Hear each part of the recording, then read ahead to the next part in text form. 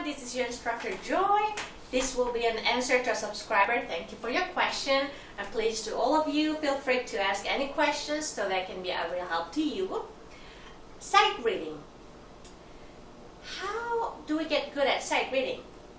So first you have to know, are you sight reading in an ensemble, or are you sight reading as a soloist, meaning you are the only one who is playing?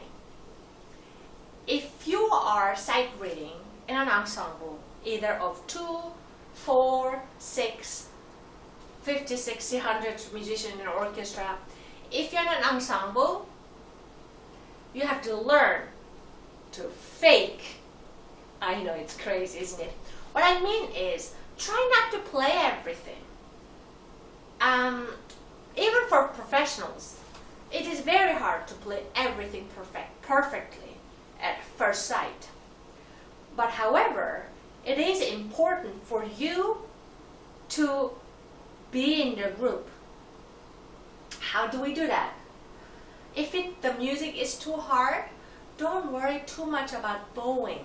Of course, it would be better if you can be down bowing when others are doing, and vice versa. But if you're busy reading, don't worry about those. And let's say, and also understand how many beats in a bar you have to be. Let's say you're playing a piece that's written 4/4, meaning you have 4 beats in a bar. If there are too many notes, and try to get the first note in every bar right. Yeah? Often in the piece written 4/4, meaning 4 times a quarter notes in one bar, it's often the first note is the strongest beat and one of the important notes. So try to get that one. But if by any chance everybody stops playing, you stop playing too. Make sure. Yeah? And also learn to leave things out. Meaning, if there are many little dotted notes or triplet or grace notes, I don't know, a little difficult bowing, don't worry about those. Just focus on playing first note each bar right. If you can, maybe first 1, 2, 3. But try not to get all of it at once. And if by any chance, if you fell completely apart, you don't know where you are, take a small moment and listen the group. See where you are. See if you can get back on it. And don't freak out, just calm down. That's a very good way of doing it. In case of a solo sight reading, let's say you have to sight read at an exam. It's part of your exam you have to do. If you have to sight reading at the exam, first, do not rush into playing. Take your time. Because you get only one chance, you want to take enough time to read. And they will most likely give you 30 seconds to 60 seconds for you to look at the music slowly. In those small moments, you should check time signature. How many beats in a bar do you have? Key signature.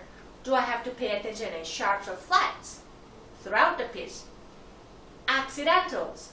Those are sharps and naturals and flats. That's not at the beginning of the staff line, but throughout the piece, here and there all of a sudden.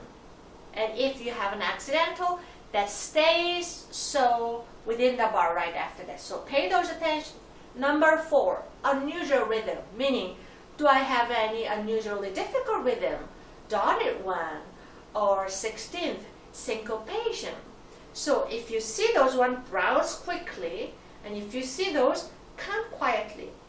Let's say there's a syncopation, like something like that, counting, something like that, quietly.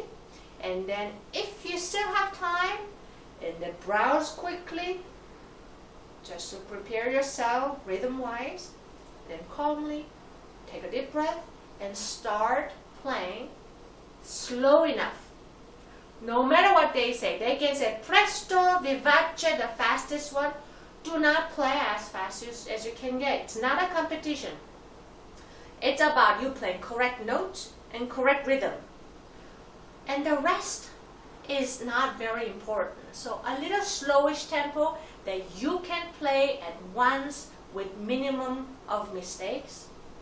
And do not worry about bowing, dynamics, or etc. Just focus on playing correct notes and correct rhythm. And then you will see how simple, how easy sight reading can be. The practicing you can do at home is prepare a short piece of music. See if you can prepare a recording so you know how it sounds like. And then give yourself a short amount of time and play yourself and record yourself, and then compare those professional recordings and see if you got it right.